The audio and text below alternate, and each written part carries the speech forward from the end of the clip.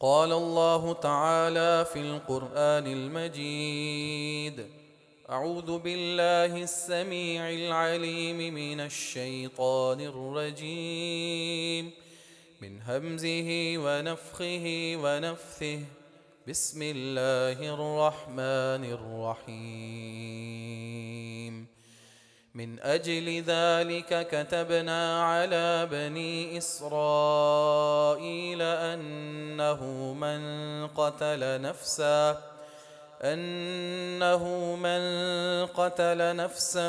بغير نفس أو فساد في الأرض فكأنما قتل الناس جميعا، ومن أحياها فكأنما أحيا الناس جميعا۔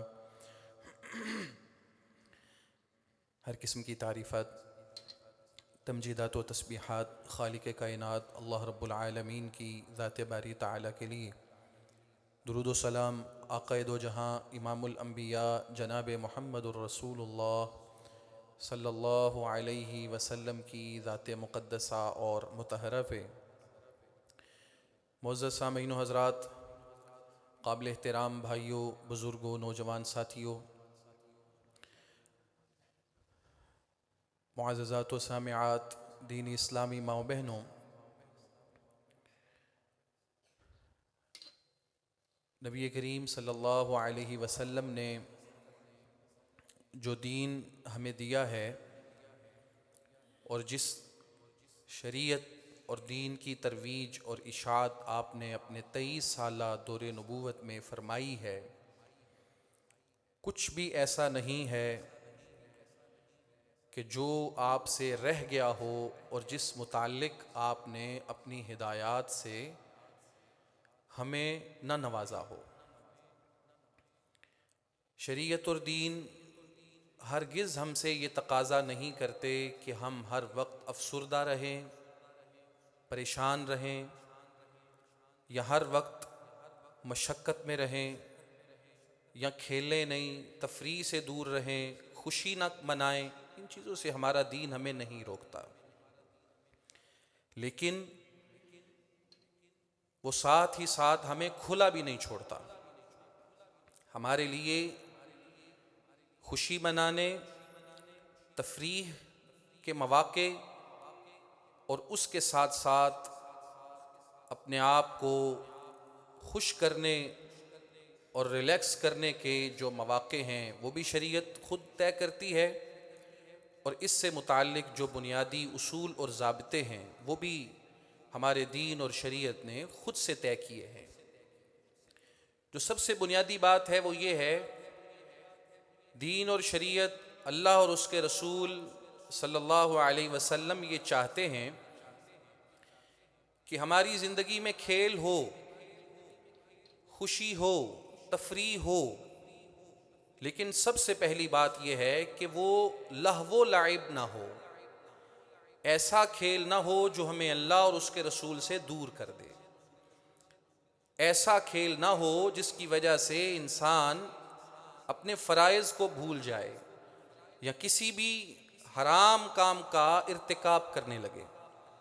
بعض لوگوں کو یہ کہتے ہوئے سنا ہے، باقاعدہ کہتے ہیں کہ خوشی کے موقع پر، تفریح کے لیے، انٹرٹینمنٹ کے لیے کوئی ضابطہ اصول نہیں ہوتا، یہ تو انسان جس طرح چاہے طے کر سکتا ہے اور جو چاہے اس موقع پر کر سکتا ہے۔ نہیں، مومن مسلمان، اس کے اوپر کوئی بھی خوشی کا وقت آئے یا وہ تفریح کے نام پہ کسی چیز کو اختیار کرے، وہ سب سے پہلی بات یہ ذہن میں رکھے کہ میری کوئی خوشی اللہ رب العالمین کو ناراض کر کے حقیقی خوشی نہیں رہ سکتی۔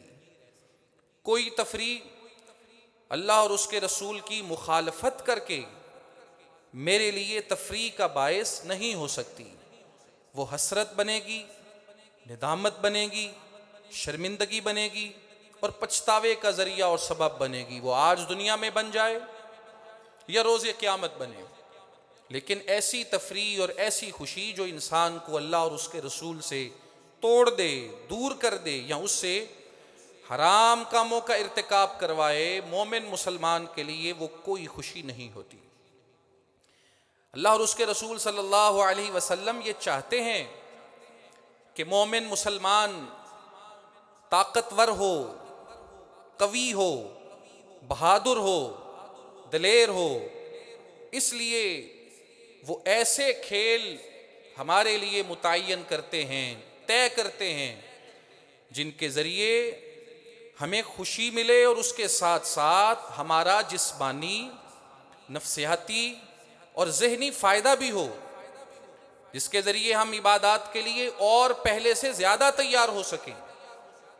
والذین هم عن اللغو معرضون، خوشی، کھیل اور تفریح کے لیے جو دوسرا اصول اور ضابطہ شریعت نے مقرر کیا ہے وہ یہ ہے کہ ایسا کھیل، ایسی خوشی، ایسی تفریح جو لغویات میں آتی ہے، جس کا انسان کے جسم کو کوئی فائدہ نہیں، اس کے ذہن کو کوئی فائدہ نہیں، اس کی نفسیات کو کوئی فائدہ نہیں، بلکہ صرف اور صرف تماشا ہے ایک۔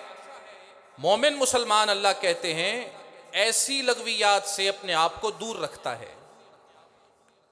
والذین هم عن اللغو معرضون، جس کھیل کا فائدہ نہیں ہے انسان کو، جس کا کوئی ایسا بینیفٹ نہیں ہے جس کی وجہ سے اس کی دنیا بہتر ہو، آخرت بہتر ہو، تو ایسی چیز لغویات میں ہے۔ شریعت ان سے بھی ہمیں دور رکھتی ہے اور ہمارے لیے ایسے کھیلوں کو متعین کرتی ہے جن کھیلوں کے ذریعے انسان کو جسمانی، ایمانی، نفسیاتی، روحانی فائدہ حاصل ہوتا ہے۔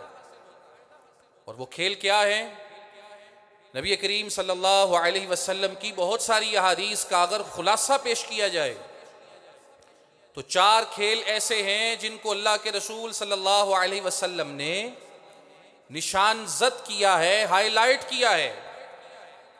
ان میں سب سے پہلی چیز گھوڑ سواری، گھوڑے پہ سوار ہونا، اسے سیکھنا، اس پہ سواری کرنا، اسے چلانا، اسے بھگانا۔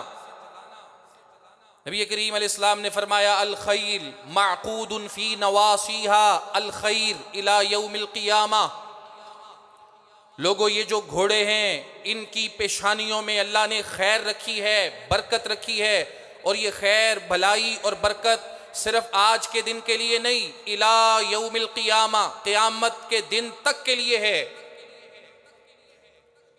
اس کھیل کے ذریعے انسان ایک مقصد کو پہچانتا ہے، ایک مقصد کی خاطر جیتا ہے، اس کے جسم کو فائدہ پہنچتا ہے، اس کی سستی دور ہوتی ہے، اس کے جسم کو طاقت اور توانائی ملتی ہے۔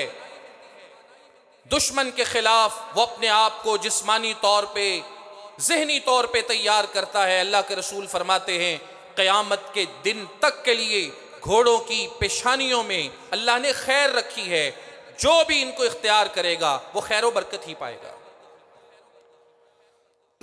دوسری چیز آپ نے بیان فرمائی الا ان القوۃ الرمی، اللہ کے رسول علیہ السلام صحابہ کو تلقین کر رہے ہیں، ترغیب دے رہے ہیں، ارمو،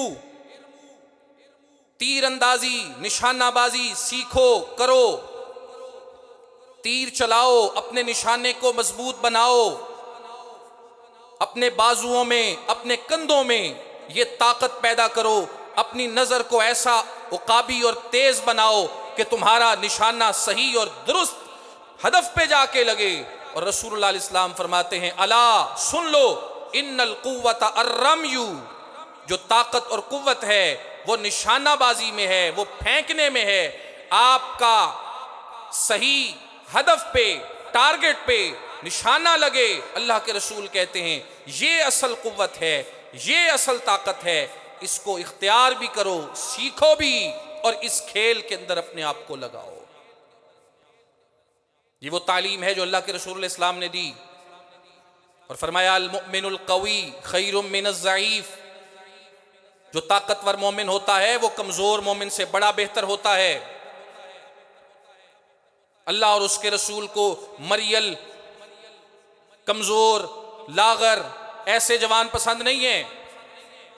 اگر کوئی یہ سمجھتا ہے کہ دین میں، اسلام میں، اللہ اور اس کے رسول کے ہاں شاید ایسے بندے کا مقام ہوتا ہے، ایسے بندے کا مرتبہ ہوتا ہے جو لاغر ہو کے، کبا ہو کے چلتا ہے، نہیں۔ المؤمن القوی، رسول اللہ فرماتے ہیں طاقتور مومن وہ بہترین ہے کمزور مومن سے۔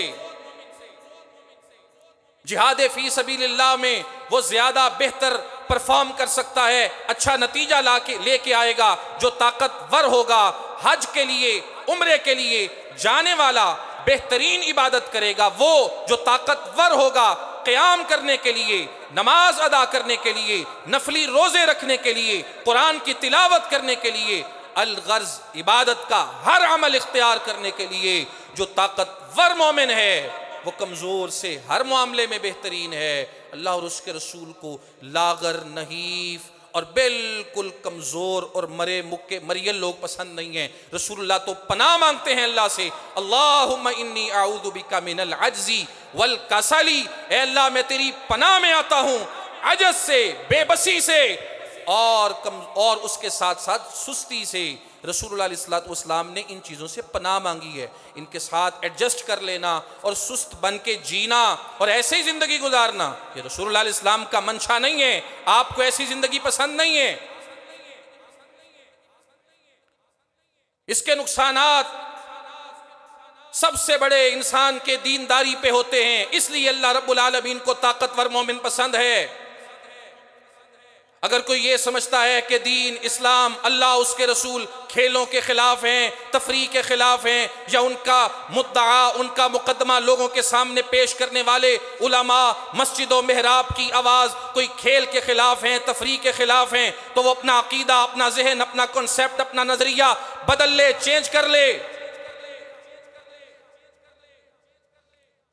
شریعت بتا رہی ہے، رسول اللہ علیہ السلام خود اصول بتا رہے ہیں، صحابہ کو سکھا رہے ہیں، خود ان کے ساتھ موجود ہیں، کھیلیں کروا رہے ہیں، ان کو کھلا رہے ہیں، ان کے مقابلے کروا رہے ہیں۔ اور آپ نے پیشگوئی فرمائی تھی قیامت کے قریب کے وقت کی، جس پیشگوئی کو ہم پورا ہوتا دیکھ رہے ہیں۔ آپ نے فرمایا تھا ایسا وقت آ جائے گا جس وقت میں، جس دور میں ایسے لوگ ہوں گے یخونون ولا یؤتمنون، خائن ہوں گے، کرپٹ ہوں گے، لوگوں کی امانتوں کی حفاظت نہیں کریں گے۔ وَيَشْهَدُونَ وَلَا يُسْتَشْهَدُونَ، ہمہ وقت گواہی دینے کے لیے تیار ہوں گے، ان سے گواہی نہیں مانگی جائے گی، پھر بھی گواہی دینے کے لیے تیار ہوں گے۔ دیکھا ہے، نہیں دیکھا، لیکن گواہی ریڈی ہے، تیار ہے۔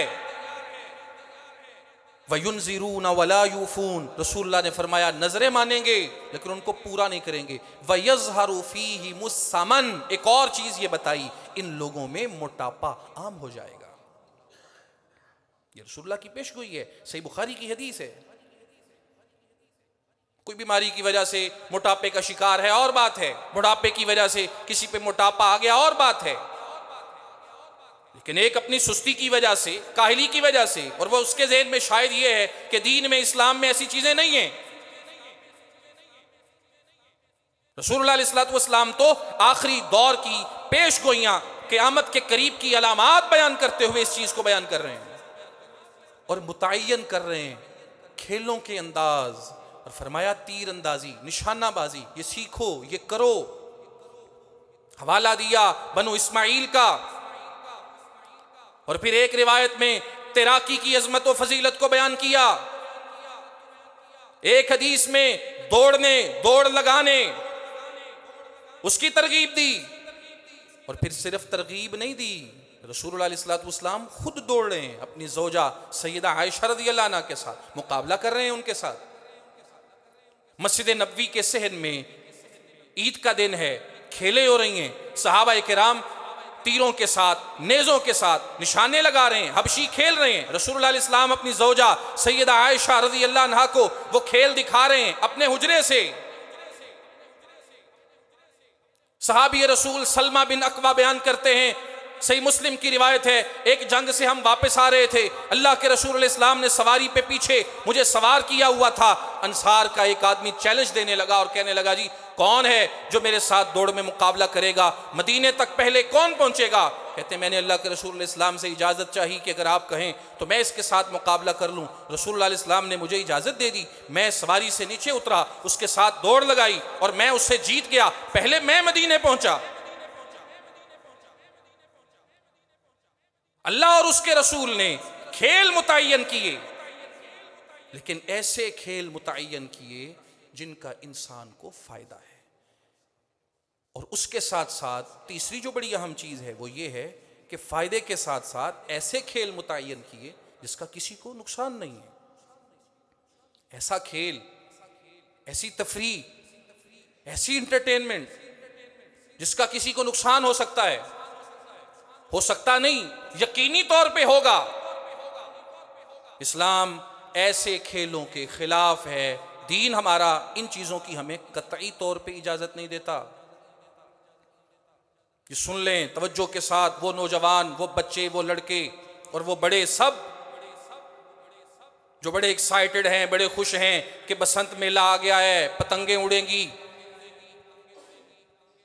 بہت خوشی ہے، راتیں جاگ رہے ہیں، چھتیں سجائی جا رہی ہیں، پیسہ بے بہا پانی کی طرح بہہ رہا ہے، اور وہ یہ سوچ رہے ہیں کہ دین میں، اسلام میں تو کہیں نہیں لکھا ہوا پتنگ بازی کرنا حرام ہے، مولوی تو ایسے ہی فتوے دیتے ہیں حرام کے۔ میں ہسٹری میں نہیں جا رہا، تاریخ میں نہیں جا رہا، یہ نہیں کہتا یہ تہوار ہندوؤں کا ہے، مسلمانوں کا ہے، اس کی تاریخ میں کیا بیان کیا جاتا ہے، کیا صحیح ہے، کیا غلط ہے، سب کو چھوڑ دیں، صرف ایک نقطے پہ آئیں، صرف ایک پوائنٹ پہ، اور وہ نقطہ اور پوائنٹ یہ ہے، دین اسلام نے جن کھیلوں کو متعین کیا ہے اس میں یہ اصول اور ضابطہ رکھا ہے کہ اس سے کسی کا نقصان نہیں ہوتا۔ جس کھیل میں، جس عمل میں، جس تفریح سے کسی کا نقصان ہوتا ہو، اللہ اور اس کے رسول، دین اور شریعت اور کوئی بھی مہذب، امن پسند، تہذیب یافتہ معاشرہ اس کھیل کو کھیلنے کی اجازت نہیں دے سکتا۔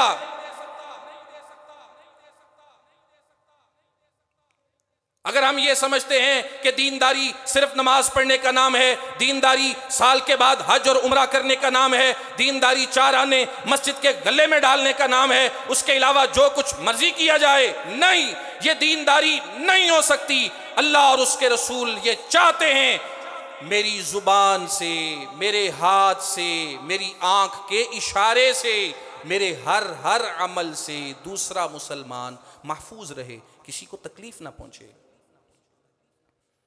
یہ اونچی اونچی چھتوں پہ چڑھ کے کتنے خوش ہیں لوگ، یہ غور نہیں کرتے کہ آس پاس کے لوگ جن کے گھر نیچے ہیں، پورے گھر چھتے ہوئے نہیں ہیں، گھروں کے اندر خواتین بھی ہیں، گھر کے اندر گھر کے افراد بھی ہیں، ہماری نظریں ان کے گھروں میں جاتی ہیں، ہمارا دین ہمیں اس چیز سے روکتا ہے۔ رسول اللہ علیہ السلام نے تو یہ فرمایا تھا، اگر آپ کے گھر کے دروازے سے، سوراخ سے کوئی اندر دیکھ رہا ہے آپ کی اجازت کے بغیر، آپ نے کنکری اٹھائی، اس کو دے ماری، اس کی آنکھ ضائع ہو گئی، اگر جان بوجھ کے کسی کی آنکھ کو ضائع کیا جائے، شریعت کہتی ہے 50 اونٹ کی دیت ہے، لا کے دو اسے۔ ایک اونٹ اگر 5 لاکھ کا ہے، 2.5 کروڑ بنتا ہے۔ ایک آنکھ کسی کی ضائع ہو جائے 50 اونٹوں کی دیت بنتی ہے، لیکن اللہ کے رسول فرماتے ہیں کوئی آپ کی اجازت کے بغیر آپ کے گھر جھانکتا ہے، آپ کنکری اٹھا کے اسے دے ماریں، اس کی آنکھ ضائع ہو جائے، لا شیء علیہ، آپ پہ کوئی دیت نہیں، آپ کا گھر تھا، آپ کی چادر تھی، آپ کی 4 دیواری تھی، آپ کی عزت تھی، کسی نے اجازت کے بغیر آپ کے گھر میں جھانکا، اس کی آنکھ ضائع ہو گئی۔ اللہ اور اس کے رسول کو ایسی آنکھ کی کوئی پرواہ نہیں، وہ ضائع ہے، ضائع، اس آنکھ کی کوئی ایک آنے کی قیمت نہیں ہے۔ یہ ہے چادر 4 دیواری کا تقدس جو اللہ اور اس کے رسول نے بنایا ہے میرے اور آپ کے لیے۔ لوگ کہتے ہیں اس کا نقصان کیا ہے؟ مولویوں کو کیا تکلیف ہے؟ کوئی تکلیف نہیں مولویوں کو، تکلیف اسے ہوگی جس کا گھر جلے گا، تکلیف اسے ہوگی، یہ آگ جس کے گھر تک پہنچے گی، جس کا نقصان نہیں ہو رہا اسے کیا لگے، وہ تو کلیم کرے گا، وہ تو مجرم ٹھہرائے گا اسی کو جو ایسی چیزوں کے خلاف بات کرے گا۔ کہتی جی یہ تفریح ہے، یہ انٹرٹینمنٹ ہے۔ بھئی تفریح کے کچھ اصول ضابطے بھی ہوتے ہیں نا۔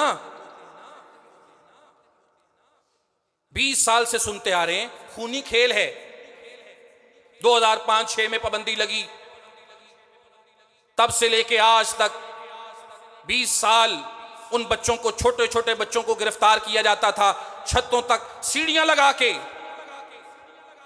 جو ہاتھ کے اخبار سے، شاپر سے اور جھاڑو کے تیلوں سے پتنگے بنانے کی کوشش کرتے تھے، ان کو گرفتار کیا جاتا تھا۔ وہ خونی کھیل تھا نا، خونی کھیل تھا، تو وہ آج اس میں سے خون ختم کیسے ہو گیا؟ خطرہ ختم نہیں ہوا بھائی، ہاں آپ کہہ سکتے ہیں کسی حد تک کم کیا گیا ہے، صرف بائک پہ سیفٹی راڈ لگانے سے خطرہ ختم کیسے ہو گیا؟ خطرہ صرف یہ تھوڑی تھا کہ بائک پہ جانے والے کا گلا کٹتا ہے، صرف یہ خطرہ نہیں تھا، خطرے تو اور بڑے تھے، خطرے تو اس سے کہیں زیادہ تھے۔ کئی نوجوان ہم نے اپنی آنکھوں سے دیکھے ایسے جو چھتوں پہ پتنگ بازی کرنے والے، صرف پتنگ اڑاتے اڑاتے، دیواریں چھوٹی ہیں یا کم ہیں یا ہے ہی نہیں یا ان کی رفتار زیادہ ہے، چھتوں سے گر کے زخمی ہوئے، بعض مرے۔ یہ خطرہ ختم تو نہیں ہوا، یہ تو آج بھی ہے۔ کئی لوگ ایسے بھی تھے جو پتنگیں پکڑنے کے لیے، لوٹنے کے لیے گلیوں میں، بازاروں میں، روڈوں پہ دوڑ رہے ہیں اور ایکسیڈنٹ کا شکار ہو گئے۔ خطرہ تو یہ آج بھی موجود ہے۔ ایسے بھی لوگ تھے جو بجلی کے کھمبوں کے ساتھ جا کے لگے، کرنٹ لگنے کی وجہ سے مرے۔ اور گزشتہ رات جب سے یہ تماشا شروع ہوا، اس کے چند گھنٹوں کے بعد آپ کے اسی قریبی علاقے میں سکھ نہر کے اندر ایک لڑکا صرف کرنٹ لگنے کی وجہ سے مرا ہے۔ وہ کیا کر رہا تھا؟ وہ کھمبے تک پہنچ رہا تھا، پتنگ اتارنا چاہتا تھا، لوٹنا چاہتا تھا، کرنٹ لگا ہے، وہی مر گیا ہے، اور 5 لوگوں کے زخمی ہونے کی اطلاع ہے۔ خطرہ ختم نہیں ہوا بھائی، کم ہوا ہوگا لیکن خطرہ تو ہے۔ تو اس لیے یہ کہنا یہ تفریح تھی، اس تفریح سے آپ کو کیا ہوگا، فلاں کو کیا ہوگا، کیوں روک رہے ہیں لوگ؟ عبداللہ ابن مغفل رسول اللہ علیہ السلام کے صحابی ہیں، ایک لڑکے کو دیکھا وہ کنکریوں کے ساتھ کھیل رہا تھا، کنکری پکڑتا تھا دور پھینکتا تھا، پھر پکڑتا تھا دور پھینکتا تھا، کھیل رہا تھا بچہ۔ یہ اس کو بلایا اور کہنے لگے لا تخذف، یوں کنکریاں پکڑ پکڑ کے اٹھا کے مت پھینک۔ فَإِنَّ رسول اللہ صلی اللہ علیہ وسلم نہا عن الخسف، اللہ کے رسول علیہ السلام نے کنکری اٹھا کے یوں پھینکنے سے منع کیا ہے۔ تیرا یہ کھیل ہوگا، تیرا یہ تماشا ہوگا، لیکن اللہ کے رسول نے اس سے منع کیا ہے۔ ساتھ وجہ بھی بتائی، منع اس لیے کیا ہے اِنَّهُ لَا يُصَادُ بِهِ صَيْدٌ، کنکری مارنے سے شکار بھی نہیں کیا جا سکتا، وَلَا يُنْكَى بِهِ عَدُوٌ، کسی دشمن کو نقصان بھی نہیں پہنچایا جا سکتا، وَلَكِنَّهَا تَكْسِرُ السِّنَّ، فائدہ اس کا کوئی بھی نہیں ہوگا، ہاں نقصان یہ ہوگا کسی کے دانت کو توڑ دے گی یہ کنکری، او تفقع العین، یا کسی کی آنکھ کو پھوڑ دے گی۔ اس لیے اللہ کے رسول نے اس سے منع کیا ہے، اس سے باز آ جا۔ وہ کھیل ہی رہا تھا نا بھائی۔ اب کھیل کا مطلب یہ تھوڑی ہے ہر چیز کی اجازت دے دو، ون ویلنگ کرنے والے بھی تو کھیلتے ہی ہیں، جن کو جنون ہوتا ہے ریس لگانے کا مر جاتے ہیں، باز نہیں آتے۔ اس کا کیا مطلب ہے کہ ریاستی سرپرستی میں ان چیزوں کا انعقاد کروایا جائے؟ انٹرٹینمنٹ، تفریح اور کھیل کا یہ مطلب نہیں کہ اپنے آپ کو خطروں میں ڈالا جائے، یا اپنے لیے تو حفاظتی اقدامات پورے سارے کر لیے لوگوں کی جانوں کو خطرے میں ڈالا جائے۔ کھیل ایسا کبھی نہیں ہوتا۔ عبداللہ ابن مغفل اس لڑکے کو دیکھتے ہیں، کنکریاں مارتا ہے، دور پھینکتا ہے، بلایا، منع کیا، سمجھایا، اللہ کے رسول نے یہ فرمایا ہے اس کا فائدہ ککھ بھی نہیں، اور نقصان یہ ہے کسی کے دانت کو توڑ دے گا، کسی کی آنکھ کو پھوڑ دے گا۔ اگلے دن دیکھا دوبارہ وہ پھر وہی کر رہا تھا، پھر بلایا اور کہا تجھے کل منع کیا تھا، رسول اللہ کی حدیث سنائی تھی، تو باز نہیں آیا، لا اکلمک قضا و قضا، ناراض ہو گئے اس سے اور کہا آئندہ تیرا اور میرا رابطہ تعلق ختم، تیرے ساتھ میں نے کلام بھی نہیں کرنا۔ دین تو یہ کہتا ہے بھائی، زیادہ تفصیلوں میں نہ جائیں، ہسٹری کو نہ کھولیں. بعض لوگوں کو چڑ ہو جاتی ہے جی کہ یہ کہتے ہیں فلاں سے مشابہت، فلاں سے مشابہت، یہ ہو گیا مذہبی مسئلہ. چھوڑو ساری چیزوں کو. المسلم من سلم المسلمون من لسانہ و یدہ. صرف یہ سوچو مسلمان وہ ہوتا ہے جس کی زبان سے، جس کے ہاتھ سے دوسرا مسلمان محفوظ رہے. ایسا کھیل جس کی وجہ سے لوگوں کی جانوں کو خطرے میں ڈالا جائے، میرے اور آپ کے لیے جائز کیسے ہو سکتا ہے؟ نہ دین اجازت دیتا ہے، نہ اخلاق اجازت دیتا ہے، اور نہ ہی کوئی مہذب معاشرہ اس چیز کی اجازت دیتا ہے. جس چیز کی اجازت کسی طور نہیں ہو سکتی، ایسے رسک میں اپنے آپ کو ڈالنے والا مومن کبھی نہیں ہو سکتا. بھائی انسان کی جان بڑی قیمتی ہے. انسان کی بات کر رہا ہوں، صرف مسلمان کی نہیں، صرف انسان. اللہ کے ہاں انسانی جان کی بڑی قدر و قیمت ہے، بڑی ویلیو ہے. قرآن مجید سورہ المائدہ 6 پارہ اللہ کہتے ہیں من اجل ذالک کتبنا علی بنی اسرائیل، ہم نے بنی اسرائیل پہ لکھ دیا تھا انہو من قتل نفسا بغیر نفس او فساد فی الارض فکأنما قتل الناس جمیعا. جس نے کسی ایک جان کو قتل کیا، کسی ایک جان کو قتل کیا، بدلے میں نہیں، بغیر بدلے کے قتل کیا یا فساد کرتے ہوئے قتل کیا، فَكَأَنَّمَا قَتَلَ النَّاسَ جَمِيعًا، وہ ایسے ہی ہے جیسے اس نے ساری انسانیت کا قتل کیا. وَمَنْ أَحْيَاهَا فَكَأَنَّمَا أَحْيَا النَّاسَ جَمِيعًا، اور جس نے کسی ایک انسان کی جان کو بچایا، فَكَأَنَّمَا أَحْيَا النَّاسَ جَمِيعًا، وہ ایسے ہی ہے جیسے اس نے ساری انسانیت کو بچایا. کوئی ایک جان انسان، وہ مسلمان کی ہو، وہ کافر کی ہو، وہ ہندو کی ہو، وہ سکھ کی ہو، وہ بڑے کی ہو، وہ چھوٹے کی ہو، وہ آزاد کی ہو، وہ غلام کی ہو، وہ مرد کی ہو، وہ عورت کی ہو، کسی کی ہو، اللہ کے ہاں اس کی ایک ویلیو اور وقت ہے. آپ اسے تلف نہیں کر سکتے، اسے ختم نہیں کر سکتے. کسی ایک جان کا قتل پوری انسانیت کے قتل کے برابر رکھا ہے اللہ نے، اور بتا دیا یہ کتنا سنگین معاملہ ہے. کسی ایک جان کا قتل کرو گے، اور اگر غلطی سے ہو گیا، غلطی اور ہوتی ہے، ایک چیز کا پتہ ہے اس کا نقصان ہے، قصاص میں قتل کیا جائے گا، نہیں تو 100 اونٹوں کی دیت ہوگی. کسی کا قدم توڑا ہے، زخم قدم کو ختم کیا ہے، آنکھ پھوڑ دی ہے، 50 اونٹوں کی دیت شریعت نے رکھی. کسی کی انگلی توڑی ہے، 10 اونٹوں کی دیت شریعت نے رکھی. اللہ اور اس کے رسول نے میرے اور آپ کے لیے اس چیز کو کھلم کھلا واضح کیا ہے کہ ایک انسان، اور جب وہ ہو مسلمان، تو اس کی جان اللہ کے ہاں بڑی قیمت رکھتی ہے، بہت اہم ہے اس کی جان. کوئی ایسا قدم مت اٹھاؤ جس کے ذریعے کسی کی جان کو خطرے میں ڈالو. رسول اللہ علیہ الصلوۃ والسلام صحابہ کرام کو ہدایات دیتے ہیں. ایک حدیث میں آپ نے فرمایا لوگو رات کو جب سونے لگتے ہو خمر الاناء، برتنوں کو ڈھانپ دیا کرو،